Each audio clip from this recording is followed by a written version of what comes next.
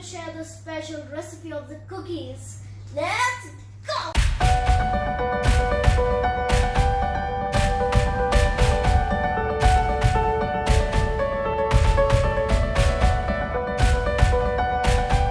Take Amul butter at room temperature. Now I'm going to put some powdered sugar. The yeast is still not adopted. But in Europe, other countries are.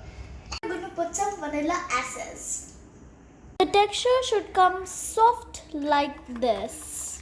Now we're going to add dry ingredients in it. Add some all-purpose flour, baking powder, some salt. Put all the dry ingredients into the sieve like this. Mix the wet ingredients and the dry ingredients together and make a dough. And make a soft dough like this. We are going to put some 2 spoon milk and mix it well. Add some milk slowly and make a soft dough. Now our dough is ready, not sticking to the pan anymore. You need to have the consistency like this. I divided this dough into 2 halves, one for the chocolate cookie and another for the coconut cookie. Small bowls like this and press it with your fingers. First half, I'm going to put some chocolates. I'm going to use some plain dairy milk chocolates.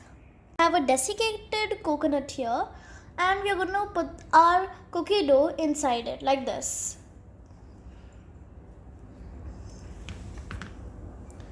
Like so. Now we are going to put some ghee or oil in our tray. You have used parchment paper. Now we are going to put our cookies. Ask an adult to help in this one. I already preheated my oven for 180 Celsius. Now we are going to put the cookies inside. Ask your mother or your father to help you.